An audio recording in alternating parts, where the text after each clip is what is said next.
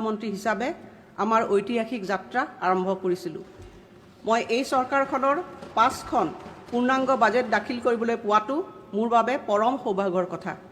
পণ্ডিত দীনদয়াল উপাধ্যায় দেৱৰ একান্ত মানৱতাবাদ আৰু ডক্টৰ শ্যামাপ্ৰসাদ মুখাৰ্জী দেৱৰ সাংস্কৃতিক জাতীয়তাবাদৰ গভীৰ আদৰ্শেৰে পৰিচালিত হৈ আমাৰ চৰকাৰে এখন অটল, অবিচল আৰু অগ্ৰগামী অসমৰ বীজ ৰোপণ কৰিবৰ কাৰণে প্ৰয়াস কৰিছিল। লক্ষ্য আছিল ভূমিপুত্ৰ খিলঞ্জীয়াৰ আশা আকাংক্ষাৰে পূৰণেৰে বিকশিত আৰু আত্মনিৰ্ভৰশীল অসমৰ ইতিহাসত নতুন অধ্যায় সৃষ্টি কৰা। এগৰাকী মাতৃৰ মমতা ভৰা অন্তৰেৰে কোভিড সৃষ্ট সংকটৰ মুহূৰ্তত মই প্ৰথমখন বাজেট দাখিল কৰিছিলোঁ। অসমৰ অৰ্থনৈতিক অৱস্থাত বিস্তৰ প্ৰভাৱ পেলোৱা আৰু সৰ্বসাধাৰণ লোকৰ জীৱন যাত্ৰা কল্পনাতীতভাৱে দুৰ্বিষহ কৰি তোলা সেই দুৰ্যোগপূৰ্ণ সময়ছোৱাত মোৰ লক্ষ্য আছিল আমাৰ ভৱিষ্যতৰ বাবে এক সবল ভেটি গঢ়ি তোলাত এটা স্নেহস্পৰ্শ প্ৰদান কৰা।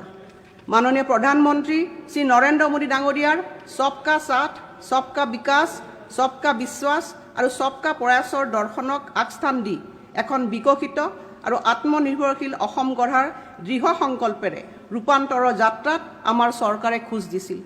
অসমীয়াৰ পৰিচয়, জাতীয় সভ্যতা, ভাষিক ঐতিহ্য আৰু জাতি মাতি ভেটিৰ ওপৰত থকা ভূমিপুত্ৰ খিলঞ্জীয়াৰ চিৰন্তন অধিকাৰক নীতি নিৰ্ধাৰণত আমি প্ৰাধান্য দিছিলোঁ।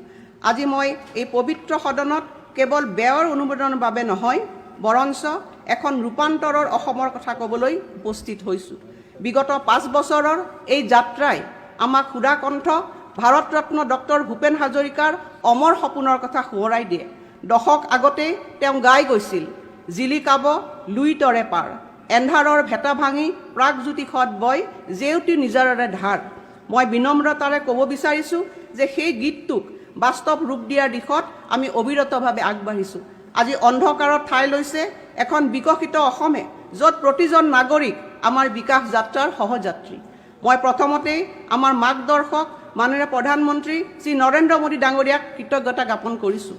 অসমৰ প্ৰতি তেখেতৰ বিশেষ গুৰুত্ব আৰু অবিৰাম সমৰ্থনে আমাৰ ৰাজ্যখনক বিকশিত অসমৰ পথলৈ আগুৱাই নিছে। ৰাইজৰ আশা আকাংক্ষাক প্ৰতিনিধিত্ব কৰা এই লক্ষ্যসমূহ পূৰণৰ যাত্ৰাত আমাক সফলভাৱে নেতৃত্ব প্ৰদান কৰা মাননীয় মুখ্যমন্ত্ৰী ডক্টৰ হিমন্ত বিশ্ব শৰ্মা ডাঙৰীয়াক মই আন্তৰিক কৃতজ্ঞতা জনাইছোঁ। মই মিত্ৰজোঁটৰ সকলো অংশীদাৰক আন্তৰিক ধন্যবাদ জনাইছোঁ। বিৰোধী আসনত বহি থকা মোৰ সতীৰ্থসকলকো মই ধন্যবাদ জনাইছোঁ আৰু চৰকাৰখনলৈ দিয়া নিৰন্তৰ সমৰ্থন আৰু দিহা পৰামৰ্শৰ বাবে বিশেষভাৱে অসমৰ জনগণৰ প্ৰতি কৃতজ্ঞতা জনাইছোঁ। অৰ্থনৈতিক ৰূপান্তৰ, আৰ্থিক নৱোদয়। মহোদয়, যোৱা 5 বছৰত লাভ কৰা উল্লেখযোগ্য অগ্ৰগতিৰ ভেটি হৈছে বিচক্ষণ বিত্তীয় ব্যৱস্থাপনা, উন্নত নীতিৰ অনুসৰণ আৰু ৰাজ্যৰ নিজা সম্পদ সংগ্ৰহ শক্তিশালী কৰাৰ বাবে কৰা অবিৰত প্ৰচেষ্টাৰ ওপৰত নিৰ্ভৰশীলতা।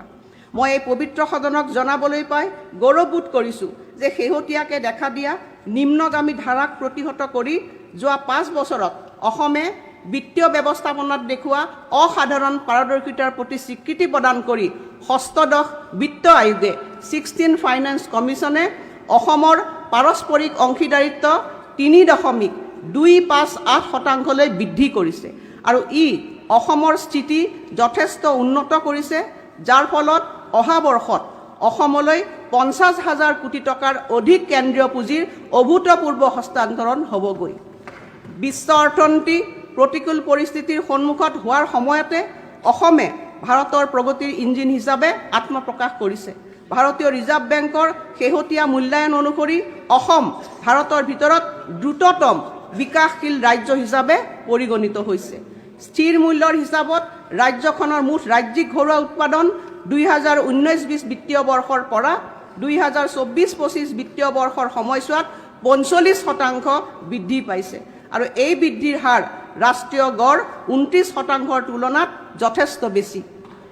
বৰ্তমানৰ মূল্য অনুসৰি আমাৰ মুঠ ৰাজ্যিক ঘৰুৱা উৎপাদন GSDP 2021-22 বিত্তীয় বৰ্ষত 4,10,724 কোটিৰ পৰা 17%তকৈ অধিক উৎসাহজনক বৃদ্ধিৰ হাৰ প্ৰতিফলিত কৰি 2025-26 বিত্তীয় বৰ্ষত 7,45,293 কোটিলৈ বৃদ্ধি হ'ব বুলি অনুমান কৰা হৈছে।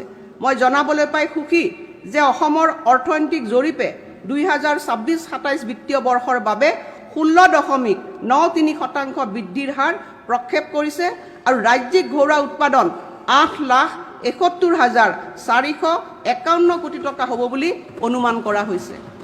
এই বৃদ্ধিৰ গতিবেগ বৰ্তাই ৰাখি 2030 চনৰ ভিতৰত ৰাজ্যখন 10 লাখ কোটি টকাৰ 1 মিলিয়ন কোটি অৰ্থনীতিলৈ পৰিণত কৰাৰ বাবে দিয়া আমাৰ প্ৰতিশ্ৰুতিতকৈ বহু আগবাঢ়ি 2028 চনৰ ভিতৰত এই লক্ষ্যত উপনীত হোৱাৰ সম্ভাৱনা দেখা গৈছে।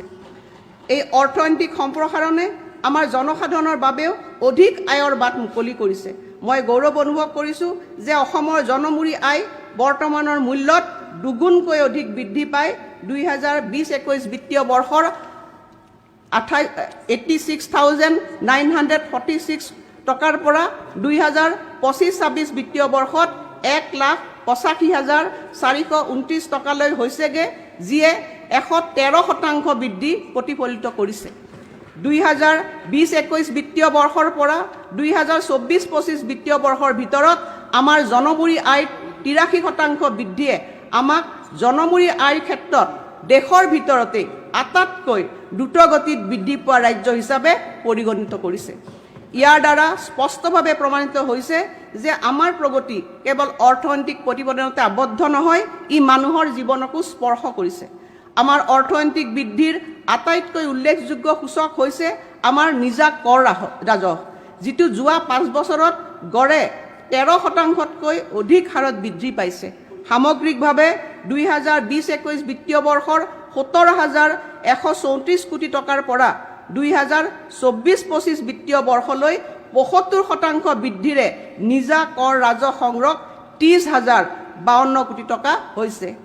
ঐতিহাসিকভাৱে উত্তৰ পূবৰ বহু ৰাজ্যই কেন্দ্ৰীয় মঞ্জুৰি আৰু সাহায্য অনুদানৰ ওপৰত বহু পৰিমাণে নিৰ্ভৰ কৰি আহিছে। যিহেতু আমাৰ নিজা উৎসৰ ৰাজহ 2015-16 বিত্তীয় বৰ্ষৰ মুঠ ৰাজহৰ 30%ৰ তুলনাত বৃদ্ধি পায় এতিয়া 37% হৈছে।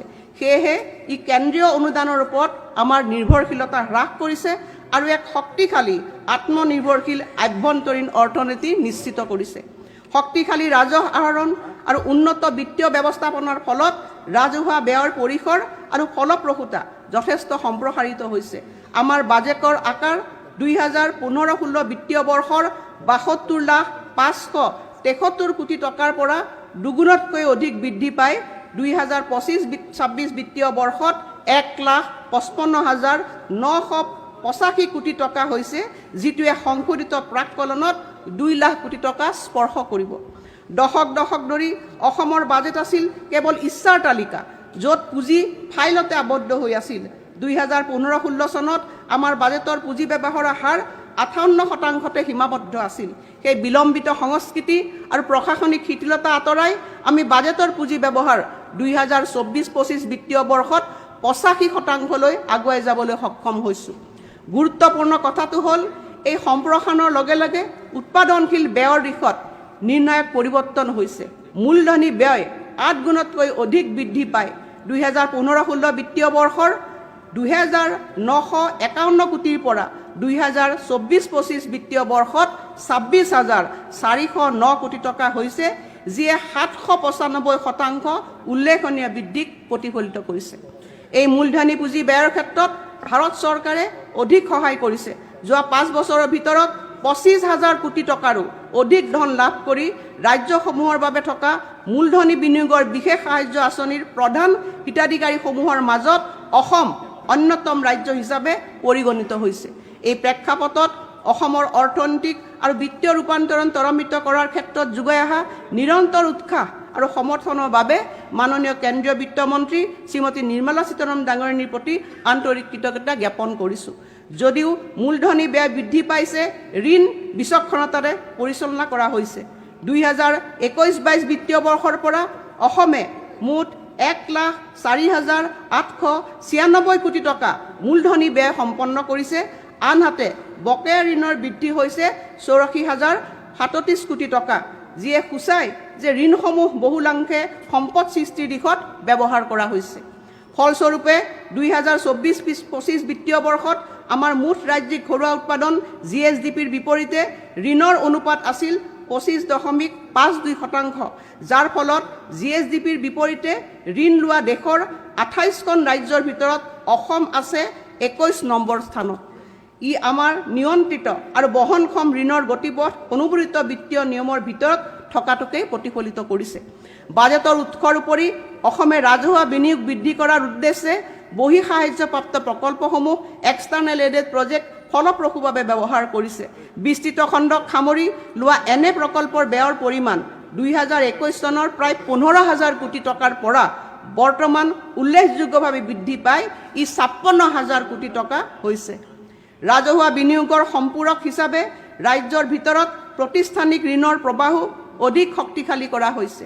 ঋণ জমাৰ অনুপাত 2021 চনৰ মাৰ্চ মাহৰ 56.9ৰ পৰা বৃদ্ধি পাই 2025 চনৰ ডিচেম্বৰ মাহত 74.48% হৈছে, যিয়ে অসমত বেংকৰ আমানত অধিক ফলপ্ৰসূভাৱে ব্যৱহাৰ হোৱাটোকে সূচাইছে।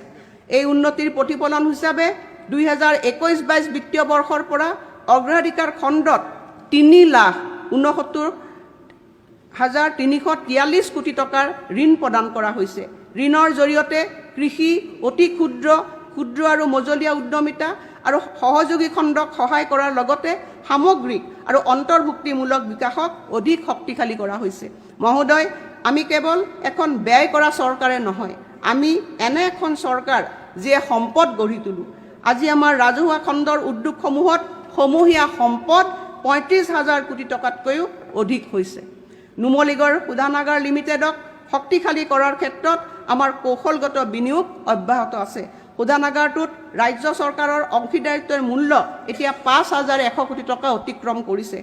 একত্ৰিত ভাসমান পুঁজি, নিশ্চিত ঋণ সুদক পুঁজি, অসম আন্তঃগাঁথনি বিত্ত প্ৰাধিকৰণ আইফাৰ ভাসমান পুঁজি আদি প্ৰায় 10,000 কোটি টকাৰ আমাৰ ভাসমান আৰু ঋণ সুদক ৰিডেমশ্যন পুঁজিৰ বিত্তীয় সুৰক্ষাৰে অসমক সুদৃঢ় কৰিছোঁ। অভিলেখ নগদ ধনৰ মজুত আৰু শক্তিশালী সম্পদৰ ভিত্তি কৰাৰ দ্বাৰা আমি বৰ্তি থকা অৱস্থাৰ